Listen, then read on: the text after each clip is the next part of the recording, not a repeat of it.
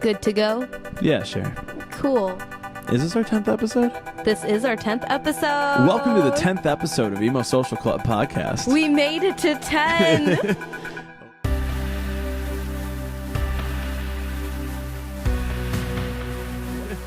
Over a few months, we finally made it to 10. And somehow we still haven't figured out what we're doing. Yeah, we have not. This is just sort of a mini kind of catch-up episode in the middle because we are trying to get more consistent about putting out weekly episodes every Friday. Yeah, so we just wanted to sit and talk and chat a little bit. It's probably going to be shorter than our other episodes, but... it'd be like that sometimes. Lizzie, how are you?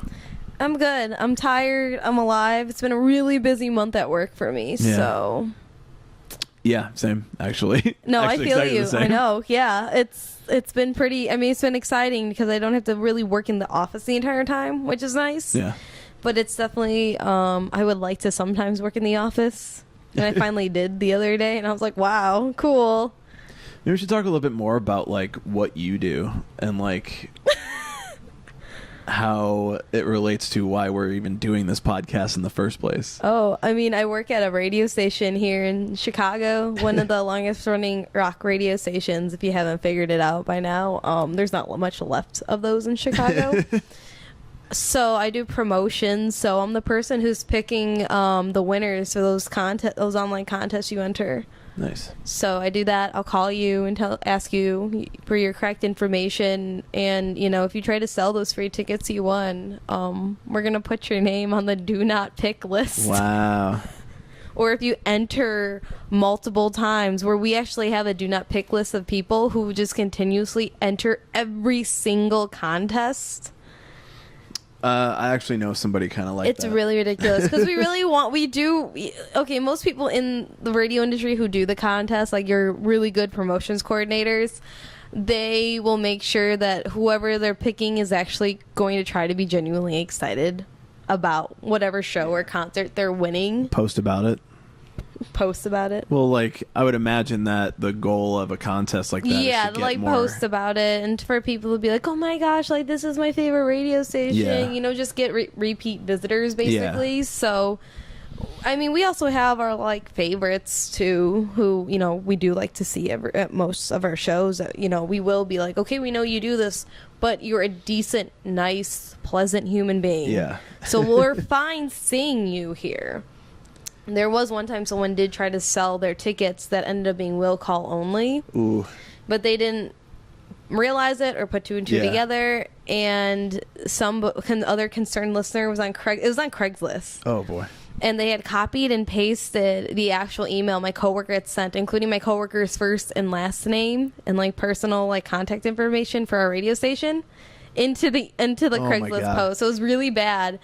And I was working with that coworker, and he's like, oh, can't do that. So we emailed this woman, and she was like trying to play it off, and we were like, you have to take that down, like, you can't do that per rules and regulations, like legal rules and regulations.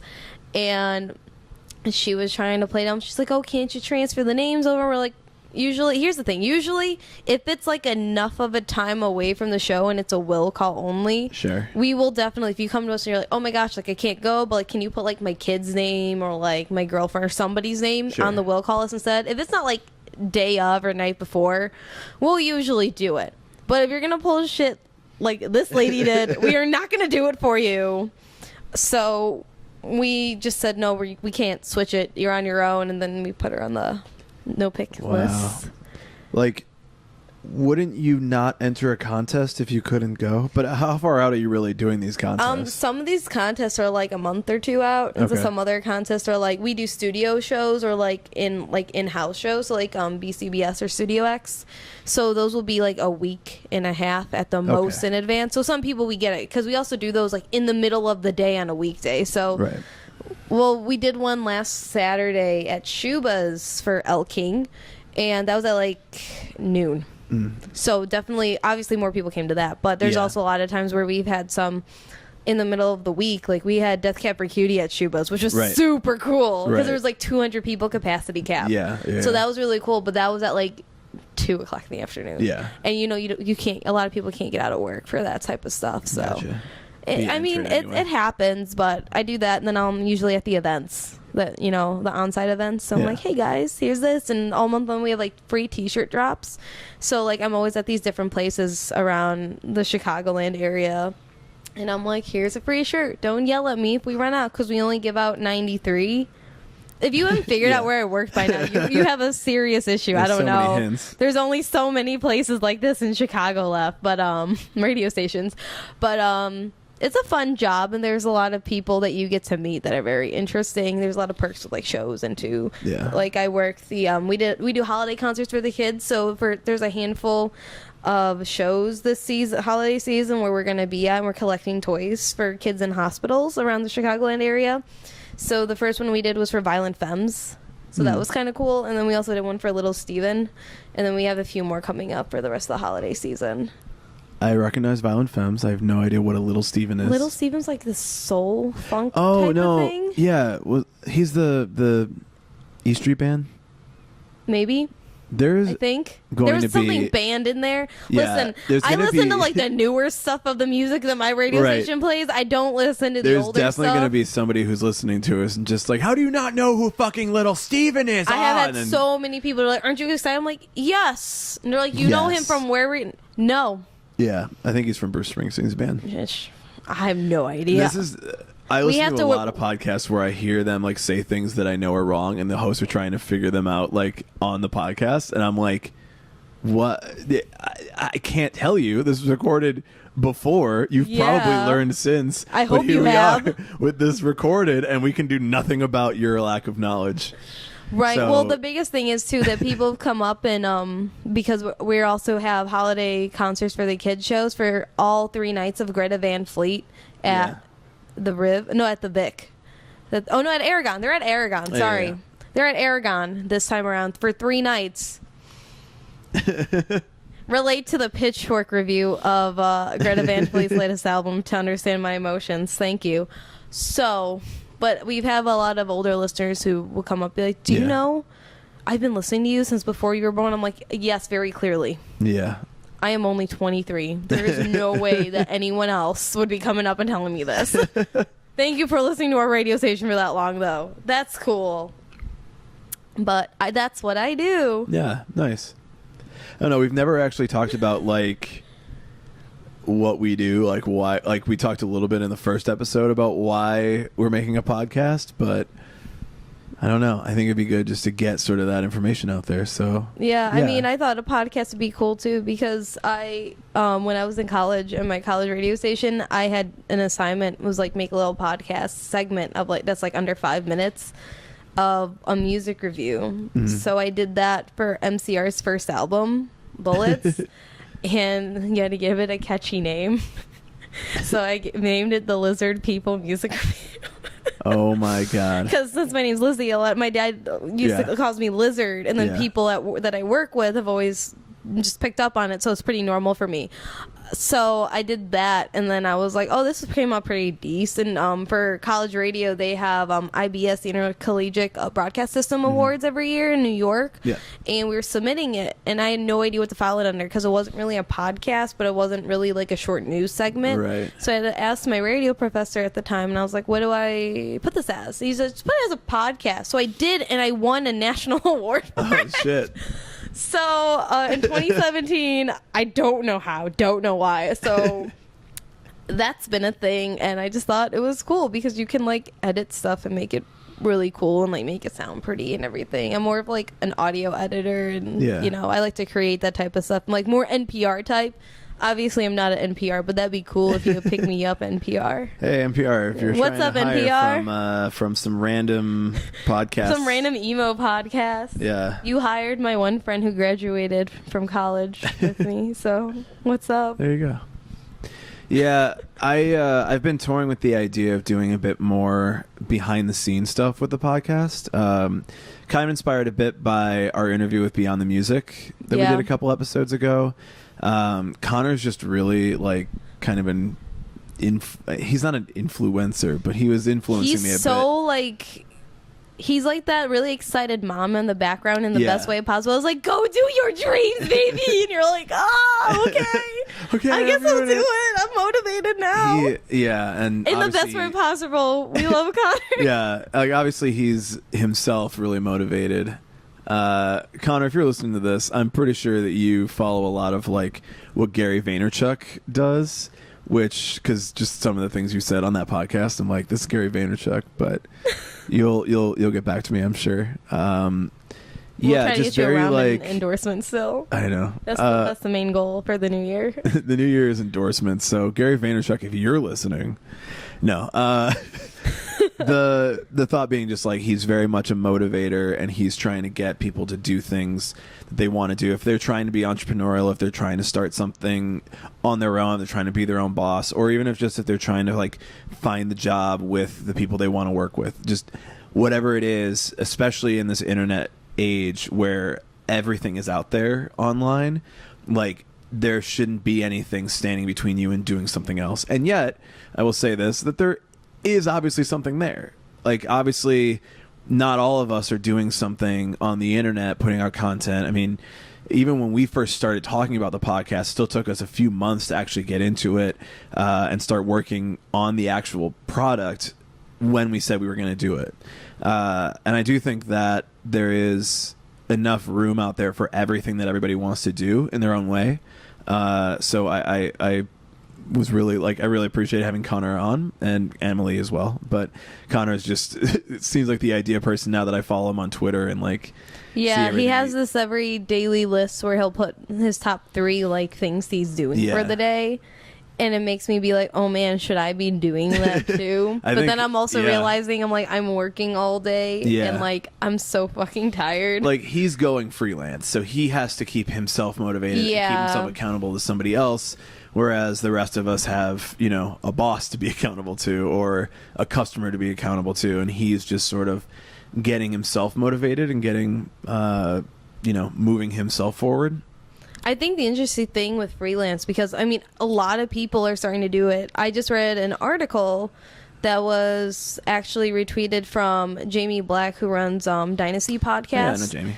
And he had this whole awesome thread about freelancing and entrepreneurship, which a lot of people have started to jump into freelancing recently just because of, the economy, and everyone has to have a side gig because what you're earning normally at any basic office job. So say you earn anywhere from like 40 to 60,000 net worth. And remember, net worth doesn't include like the taxes taken out. So you're really not even making that much. Right. You're probably making at least $2,500 less after the taxes taken out. So obviously if you factor in, cost of living on your own, say your rent is at least $1,500 and then whatever utilities. Then you also have, what if you have a car? You have car payments for whatever.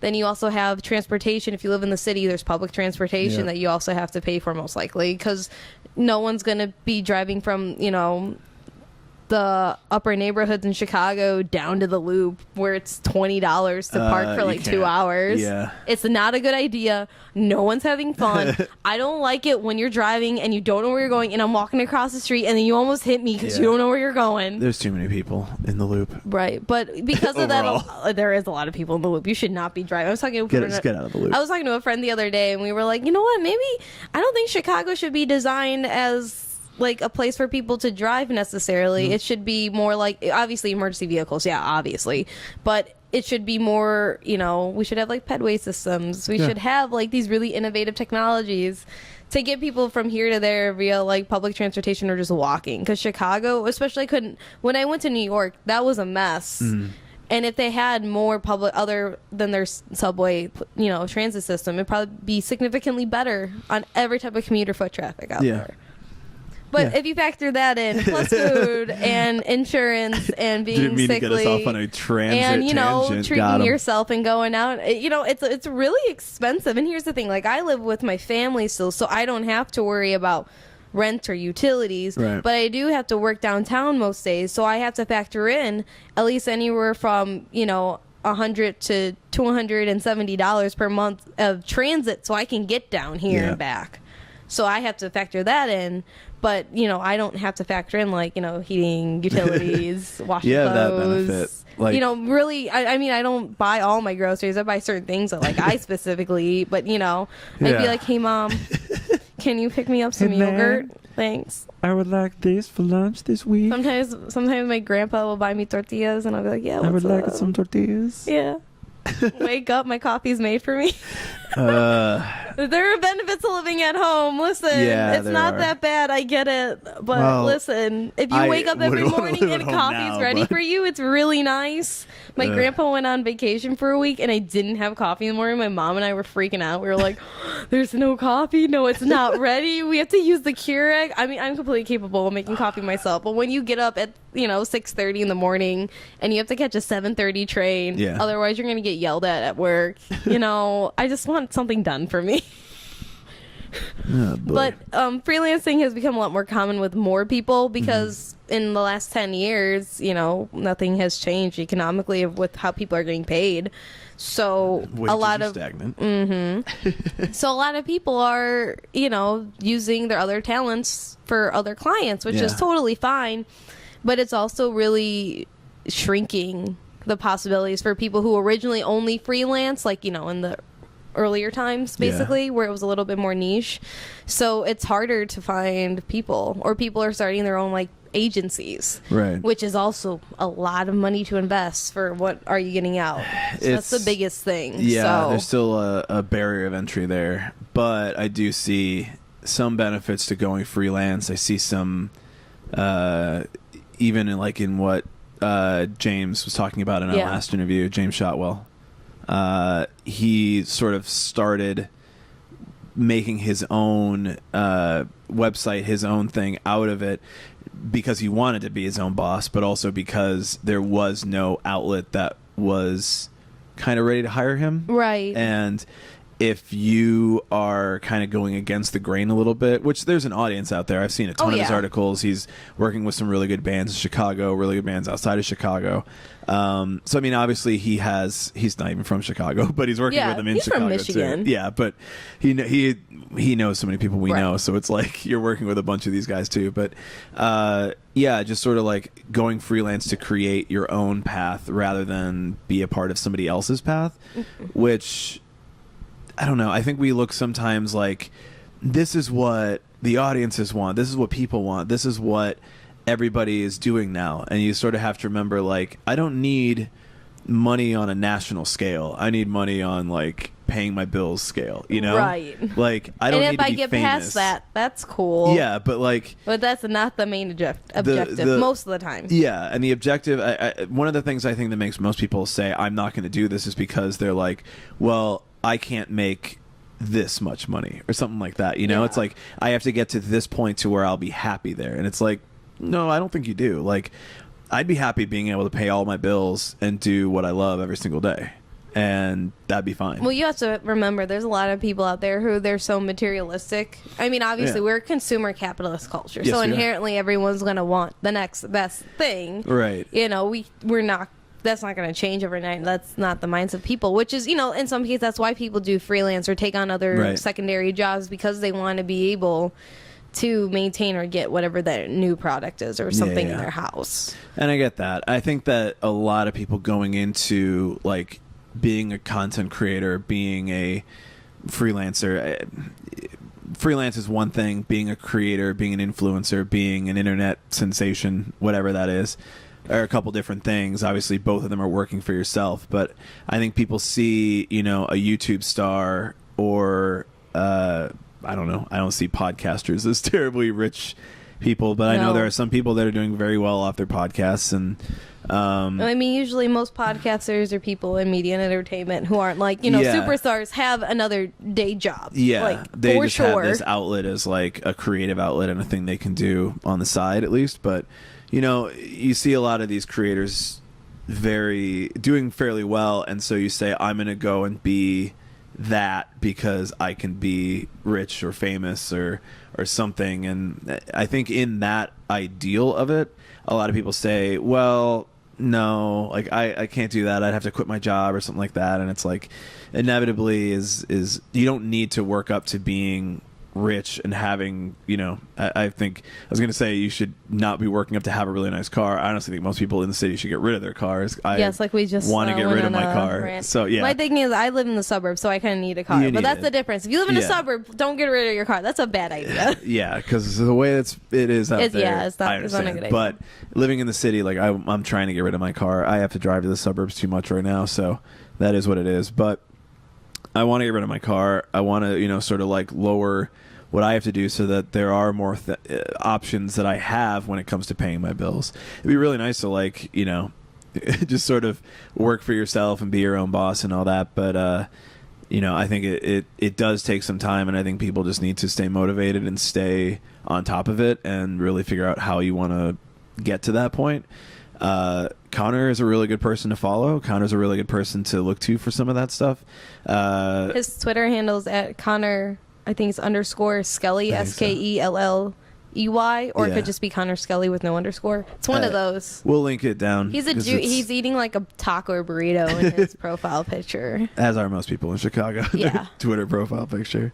Yeah, so I just wanted to kind of start us off with that. But we talked a lot about voting in a few of our episodes. You had the episode where you met with a couple of couple buddies. Yeah, a couple of my buddies from my alma mater. So we voted. Yes, we Voting did vote. happened, and the midterms happened, and it was very nail biting, and it's still happening in a couple of states. Georgia actually has until 5 o'clock on Friday to finish counting their votes. Yeah, and I saw today Florida triggered a recount, and they have I think until 2 o'clock tomorrow.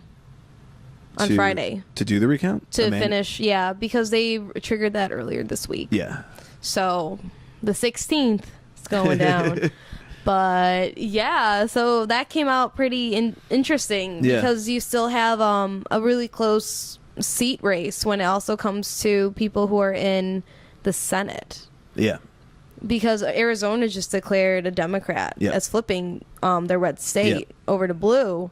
And she was one of the and she was actually their first bisexual, openly bisexual female senator. Yeah, which is really Kirsten wild. Sinema, which is I can't not think of the Skrillex song. Okay, I don't. Okay, listen anyway. to Skrillex. So just you listen to my from first guy. to last. You listen to Skrillex.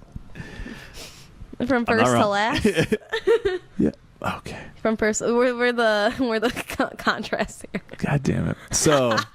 Kirsten Sinema won her seat after all the votes were counted. So it was kind of weird where, I mean, obviously we're talking about this after a week later. Yeah, from it's the only been a elections. week, but it felt like eons. Yeah. Same thing for this last year for the presidential election. Honestly, It's felt like forever. And we're mostly because we're still recounting it. But it was funny to me that so many things, we wanted everything to be kind of called that night.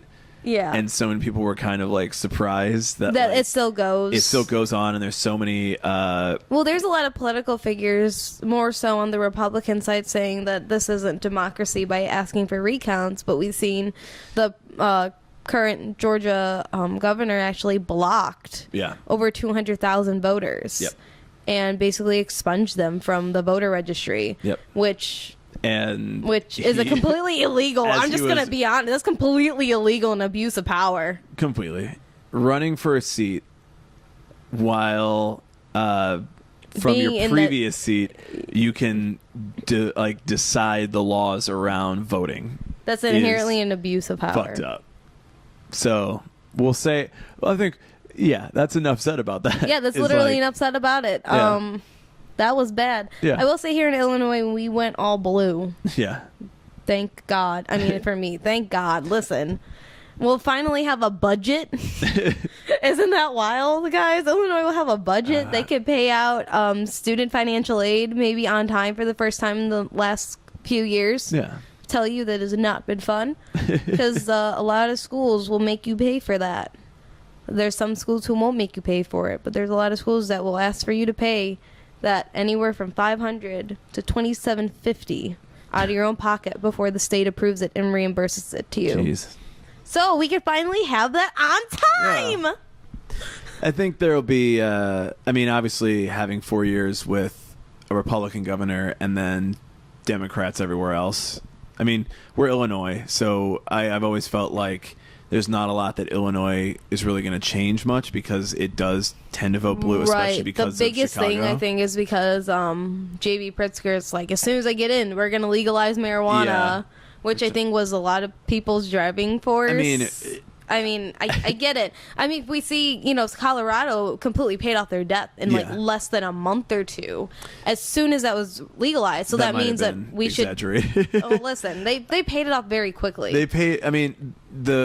Even with Canada legalizing it, is the industry does really good things for whomever it's legalized for. There's no need to put what is mostly people of color into prison for minor non-violent crimes and then keep them in jail with mandatory minimums. So I mean, it's clearly this is something that should be changed. I'm all about it. I'm not terribly excited that it's a billionaire who ran. But I feel at the same time it came down to the fact where it was like the same thing in the previous primaries, like who's the lesser two evils. It is, yeah. Because the opponent was, again, Bruce Rauner, who was our governor for 4 years, who didn't really do anything because there was no budget. Yeah. I mean, I think the biggest milestone thing he ended up doing was for Medicaid and Medicare, women were able to have abortions covered under that, which is like the biggest thing. which is great. Trust me, that is great, because people who are on Medicaid and Medicare don't obviously make enough income for a reason, so they're getting in coverage to the state. So, and to give them that power to choose, that's like amazing. But that's literally the only good thing he's kind of done. Yeah. So, but I mean, I had to vote for Pritzker too because I don't want Rauner back. No, we got nothing out of that. So it sort of just is. I agree. It's the lesser of two evils, but at least having a full down ticket of Democrat allows for things to get done. People are going to work to get things done. I also, I've had this conversation with a few people who may not have been terribly excited about some things, but we have been sort of saying that we need to go and vote as a reaction to what's happened over the past, few years with everything. I mean, I'm not even saying Donald Trump's election. I'm saying like with the Congress that Obama had, and Obama kind of being stopped at every turn trying to do progressive things, with the Senate consistently trying to repeal Obamacare, and everything that's happening is that you can't say, I'm going to do my due diligence on election day. You're supposed to be diligent year round, or every time that your elected official is doing something that you don't agree with, you need to stand up and say, I don't agree with you. You need to take an active role in your democracy, because otherwise this is what happens, is we get to a point where we need to push for the largest voter turnout, the largest young voter turnout, largest Chicago voter turnout in years. Literally. For a midterm. I know that some people were waiting up to 2 hours in line the day before election day, and like November 5th. So I mean, it's amazing, and it's fantastic that this happened this year, and we needed it to happen. We needed what we have, what happened. We needed to have happen when it happened. Great job, but now that that's over, we can't just say my job here is done. I'm going to step back. I'm going to go back to my normal life, or I'll see you again in 2 years for the election for the president and whatever it is. Like, you need to hold the elected official, mostly locally, I'd say, as well, because we're not going to have as big of an effect on the president, but you can hold your governor, you can hold your alderman, you can hold anybody in your local elections especially accountable. In your own districts. So I mean, everyone voted for who they want to represent them in the district, so you can even get a hold of them, because honestly they're probably going to be a little bit more attainable than certain higher up figures even in your state, like governor. But and if that's you even agree, or if you disagree, you need to let them know, because it's also that the loudest voice in the room is the one that everyone's going to hear. So if you're in disagreement, then disagree. If you're in agreement, make sure they know you agree with what they're doing. So that's my overall message with the election is, great job, but we're not done yet. And, exactly. I'll even stand by that as, like, if you don't agree with the political leanings that we have, that's fine. But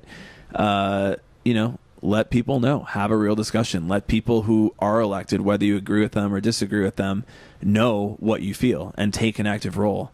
we were kind of talking before we started recording about people just need to stop telling other people what they think so much. They need to start going to the people who can make the changes on the things that they think, to like take an active role in it rather than sitting on Twitter and just responding to people. The biggest thing is that a lot of people aren't confrontational, and that personally really bothers me. And when I've had a few friends come to me about some other issues, and all I can say is, hey, you need to confront this person and you need to do this, this, and this. They're like, well, these people aren't confrontational, though. I don't know what to tell you then. If you're not going to do it, you can't complain about it. Yeah. If you're not going to confront the problem, the person, whatever it is, you can't complain about it. And you're going to get the consequences of you not addressing it. If you, let's say you don't believe that marijuana should be legal in Illinois. I don't know anybody like that, but I don't know anybody who has a strong enough an opinion. Sure, but they need to get high then. Side note, I don't smoke weed, so I don't have a horse in this race. I just am like, it should be legalized because we don't need it to be illegal. But anyway, if you are on the side that it needs to be illegal and we shouldn't legalize it, get out there and say something. Don't argue with people that believe that it should be legalized on Twitter. Don't write a big Facebook post about it. And don't try to like beat up people like other civilians, because like what is that going to do? You're going to go to jail. It's just like that's not going to do anything. Yeah, it's still illegal to beat people up. Be an adult. Unless you're running for elected office and you body slam a reporter. Yeah, because it would be like that. That's allowed. But yeah, I just think that it's important that people stop arguing amongst each other and start holding the people that are elected accountable. I generally think that we are all in the same boat, and we need to remember that we're all working together to get what we think is best, and we're all supposed to hold the people that win elections to the standards that we believe they should be held to, and not having an active role in what's happening around you. I don't want to say 100% of the time, because I think that's unrealistic for most people. But when you are hearing that something's going on, or you know what an elected official is trying to do, then you need to say your opinion on that to that elected official. Not argue with a bot on Twitter. Just get off of Twitter. I fucking hate Twitter. I mean, I almost got into a fight with someone on Twitter because it was over New York's Alexandria Ocasio-Cortez. Yeah. Where there was a report that came out that she said, I literally cannot afford to move and get a place to live near in DC, because DC is one of the highest places of renting. Until she moves into her new job. Right, and gets a higher paying salary. To that job. Which is her new salary. I think it's like $127,000. I can be wrong, but I think it's in that ballpark. And everyone was like, oh, you can't budget. I can't believe they picked you. Like, how dare you? But really, the reality of it is that, she is a working class woman. And that's, she ran with that because she is a working class woman. She went door to door all across New York and, was like, hey, can you please vote for me? This is what I stand for. Yep.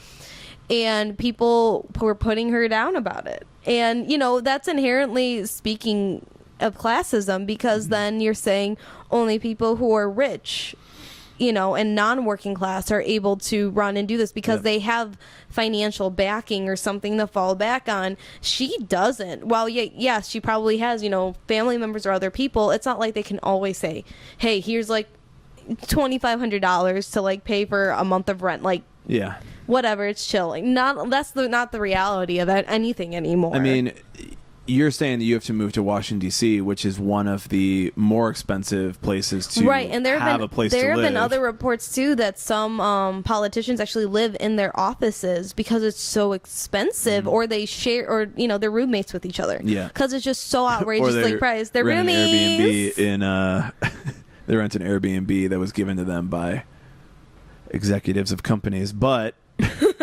no, I agree. And she even posted it basically that, don't engage with these arguments, because these people arguing these points are the reasons that only rich people run, only working class representation doesn't exist, because nobody can afford these things that they've been priced out of, basically, including just running an election, running without corporate sponsorship, running without lobbyists, just running completely, totally DIY, basically. Yeah, it's like you're saying that.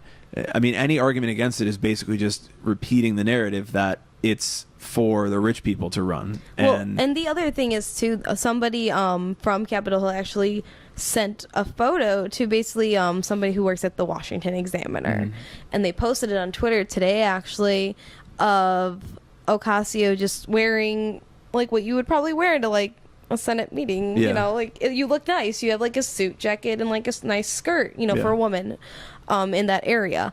And people were saying like, oh, how can she can afford to dress nice, but she can't afford to live here. And she sent back a comment. She's like, I can wear a potato sack and you still, you know, comment and laugh at me. I can wear my best off, you know, the sales clearance rack and you'll still laugh at me.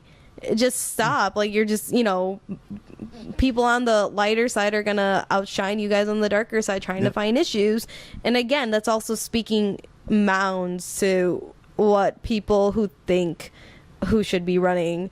And they're also still saying that because she is working class, she ran on that platform, that she therefore has to always be what the stereotype of a working class, you know, lower middle class person is, which is somebody who struggles or like, you know, wears jeans and like older hand-me-down clothes or whatever. That's not really the case. People can treat themselves like, and I feel like she's gonna struggle the most because of that, and everyone thinking, oh, you think you can fit in? You can't fit in. But you also shouldn't try to. You also shouldn't try to fit in because you're supposed to be for the working class. Why are you dressing nice? You know, and it's just this really negative and awful classist mindset that society has, and it also goes in hand. You know, because of her race, because she is a Hispanic woman. At the same time, it's something that's so detrimental to the entire argumentation when it comes to just trying to see progress. And I think just because we have her and we have so many different diverse women, especially in office now, I think it's really positive for this past election because everyone went to go vote for those people. And these people are going to make the impact and change because they are more of the minority in whatever sense in which they are the minority on Capitol Hill. So stop arguing on Twitter. Confront people. Just complaining about other people and start addressing a conversation. Start addressing your politicians, whether you voted them in or not. Start having real conversations with them, and just, you know, be fucking nice. You fucking asshole. Yeah, don't maybe smoke Juul pods because they're gonna get banned and restricted soon. I don't even want to get into that, which is very wild, you know, because it's really dangerous towards teenagers. But you know, there's a lot of other things dangerous towards teenagers too that aren't banned yet. But I have high hopes that with a Democratic House, that we can start to shine some light on the bullshit that's been happening over the past couple of years. That working against the NRA will be not such a big deal for a lot of politicians. There's a reason that it took 8 years, however long it has since we've had a Democratic House. I think it's been 4. It's been been 5 because Obama didn't have I don't remember when it was, but Obama hasn't had a Democratic House in a long time. I think when he was elected, it was a Democratic House, and then it might have even flipped like in the midterms. Yeah, that's when it happened. That's why I'm thinking. Yeah, it flipped partway during through. his first term. So I mean, we haven't had a Democratic House in a while, realistically. So it's not like it's been that easy for a lot to change over the past, let's say, 12 years. First, because my math is not working right now, but without that as part of our governing body, we haven't been able to do a lot of the things that we probably would want that the majority of Americans agree upon because we weren't having the representation that a lot of Americans wanted. So I have some faith now that there's some actions that can be taken at the very least to sort of push us towards, you know, whatever happens when we do another election in 2 years, where maybe more people from the right start to move a little bit more towards the center and say, yes, you know, all this gun debate is sort of making sense to me, and that we're for common sense gun reform. A lot could change. But also a lot of people are more motivated by money.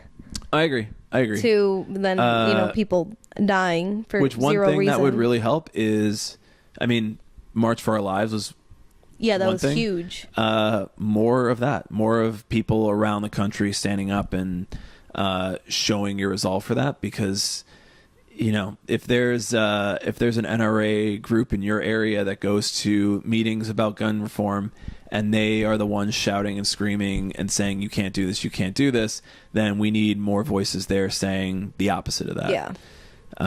Because no one's going to listen if there's only one group of people that believe in what a small minority of people in the country believe in and saying this is how it should be. They're going to listen to them because they're the only ones that showed up.